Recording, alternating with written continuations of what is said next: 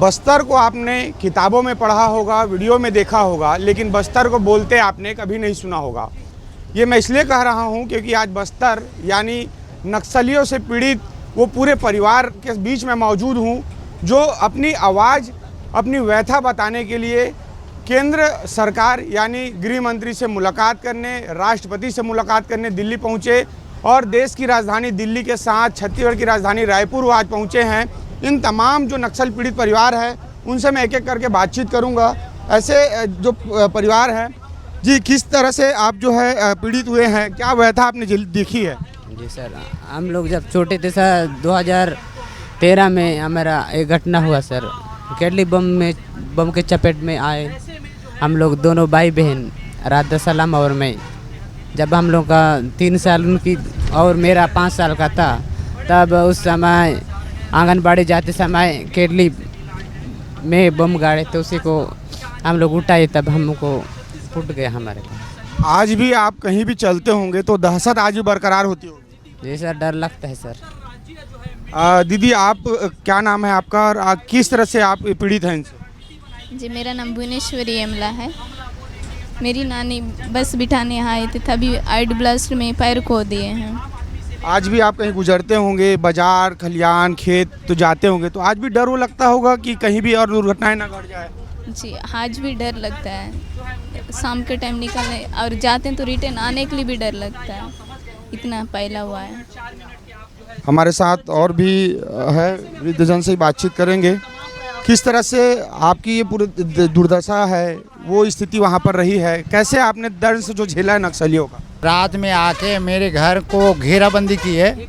मेरी लड़का अपने नींद में था, तो मैं दिखाया कि उसको गले में रस्सी फंसा के गिराए उसके खाट से, तो मैं चिल्लाया,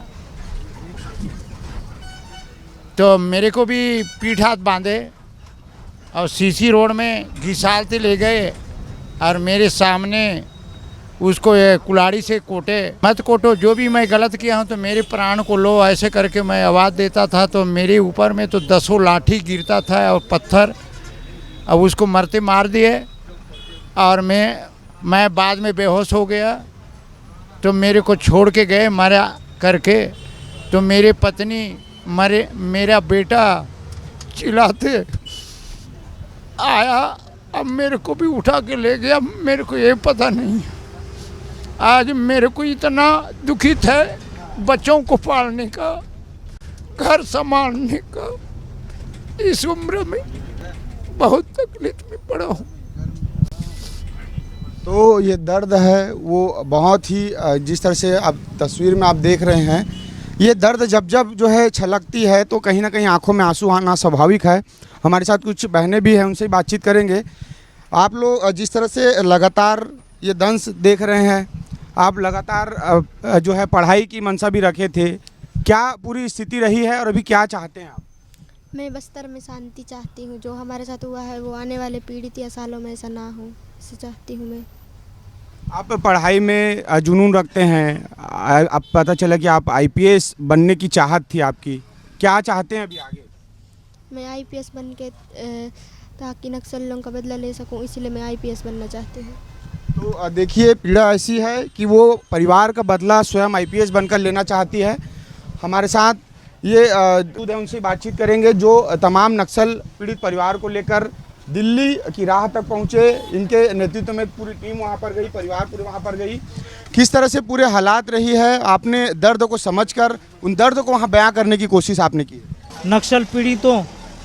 नक्सल पीड़ितों को लेके हमने दिल्ली के रास्ते पर लेके गया था और दिल्ली के जंतर मंतर में जाके हम दिल्ली वासियों को और पूरे देशवासियों को बस्तरवद में नक्सलवाद के दंश के कारण किस तरह की पीड़ा है, कितना दुख दर्द है और बस्तर का जो आम जनजीवन है इससे कितना प्रभावित है, इसको हम एक बार सब देशवासियों के सामने, दिल्ली को एक केंद्र बिंदु है तो उस केंद्र के माध्यम से हमने रखने का प्रयास किया।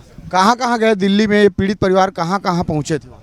हम 19 तारीख को जंतर मंतर में हम मौन प्रदर्शन किए और उसके बाद जो देश के माननीय गृह मंत्री हैं अमित शाह जी, उनके सामने हमने नक्सल दंश की पीड़ा को सभी नक्सल पीड़ित जो ग्रामीण हैं उनके साथ व्यथा को उनको बताई। 1 घंटे तक उन्होंने बहुत गंभीरता से हमारी बातों को सुना, हमारे सारे दुख दर्द को उन्होंने समझा। ये आप लोग जेएनयू भी पहुंचे थे, वहाँ क्या स्थिति रही, क्यों वहाँ जाने का उद्देश्य क्या था? जेएनयू जाने का हमारा उद्देश्य ये था कि जेएनयू भारत का सबसे बड़ा शैक्षणिक संस्थान है, जहाँ पे नक्सलवाद जिंदाबाद के नारे लगते हैं, जहाँ पे जो अर्बन नक्सल के लोग हैं वहाँ नक्सलियों को पोषित करने वाली रणनीतियाँ बनाते हैं, और जहाँ अफजल को गुरु मानते हैं, अफजल हम शर्मिंदा हैं, तेरे कातिल जिंदा हैं, ये नारा लगता है जेएनयू में। जेएनयू में ये लोग नक्सलवाद का समर्थन करके उनका सहयोग करते हैं, उनके पक्ष में बात करते हैं। हम चाहते हैं कि ये जो नक्सल पीड़ित हैं ये निर्दोष लोग हैं, इनका नक्सलियों से कोई लेना देना नहीं था, इनका जीवन नरकमय हो गया, इनका जीवन दुभर हो गया है। नक्सली घटना के कारण इन्होंने अपनी, कई ने हाथ गंवाया, कई ने पाँव गंवाया है, कई ने अपनी आँखें जीवन भर के लिए अपनी आँखों की रोशनी गंवाई है, कई ने अपने परिवार के पालने पोसने वाले सदस्यों को खोया है।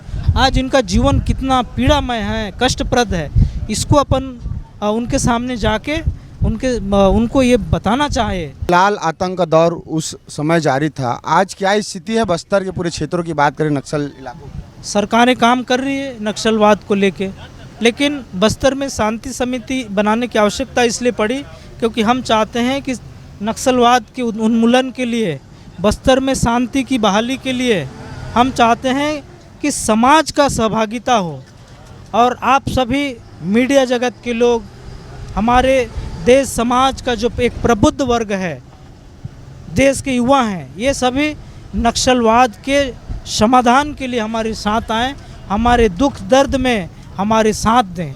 इसलिए हम सबसे आग्रह कर रहे हैं। ये क्या लगता है, मेरा सवाल है कि बंदूक की गोली यानी जवानों की गोली या पेन कलम कागज़ से विकास हो सकता है, अभी क्या स्थिति वहाँ पर है? देखिए, आज भी अंदरूनी क्षेत्रों में जहाँ बच्चा पेन उठाना चाहता है, अपना पढ़ाई लिखाई करना चाहता है, आगे बढ़ना चाहता है, लेकिन विवश हो के डर के कारण वो आज हथियार उठाने को मजबूर है। वो आने वाला पीढ़ी मत देखे, और यहाँ जितने भी जो 50-55 से अधिक जो नक्सल पीड़ित ग्रामीण जो गए थे, जिन्होंने देश के सर्वोच्च जगह में आज़ादी के कालखंड के बाद इन 4 दशकों की नक्सल पीड़ा को सहने के बाद आज पहली बार ये लोग दिल्ली पहुँचे थे, और हम इनको पहली बार दिल्ली पहुँचाए थे।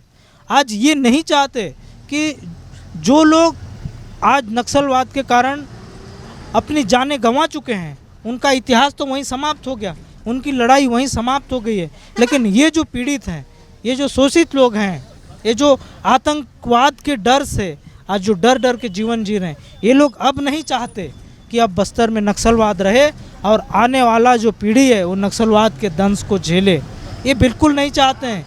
और यही जो पीड़ित ग्रामीण हैं, बिना किसी डर भय के आज ये लोग नक्सलवाद के खिलाफ में आवाज़ उठा रहे हैं, और शांत बस्तर आज बोल रहा है। 4 दशकों से ये आवाज़ दबी थी, आज उठी है, तो क्या लग रहा है कि अब कहीं ना कहीं ये पीड़ित के दर्द है उसको सरकारें सुनेगी, या जो सिस्टम है वो बदलाव होगा? देखिए, सरकारें काम कर रही है, लेकिन हमारी बहुत बड़ी अपेक्षा है, हमारी आशाएं हैं कि सरकार इसके लिए समाधान ढूंढे और बहुत जल्द से जल्द नक्सलवाद की समस्या का समाधान निकाले, और इनके जीवन में फिर से खुशहाली आनी चाहिए, उत्साह आना चाहिए। और आज 4 दशक पहले जो बस्तर था, जिसकी पहचान हम चाहते हैं कि बस्तर की पहचान वो जो 4 दशक पहले वाली थी, वही पहचान देश और दुनिया में बने, और बस्तर में फिर से शांति कायम हो। तो ये तमाम जो नक्सल पीड़ित परिवारों के बीच आज मौजूद हों, ये इन सबका, भले ही अपने परिवार को खो चुके हैं, स्वयं भी कई अपने अंगों को खो चुके हैं, लेकिन आज सिर्फ और सिर्फ इनकी मंशा यही है कि बस्तर शांत हो, और वो तमाम जो ढोल मांदर की आवाज़ है वो फिर से गूंजे और शांति बहाल हो। अब देखने वाली बात होगी कि सरकार के तमाम प्रयासों के बीच इस पुलिस जवान और नक्सलियों के बीच की लड़ाई पर जो पीस रहे जो जवान या जो परिवार है, वो कब तक इन तमाम चीज़ों से मुक्ति पाते हैं, और बस्तर किस तरह से विकास की गाथा गढ़ती है। वीडियो जर्नलिस्ट होरी के साथ हिमांशु पटेल, रायपुर।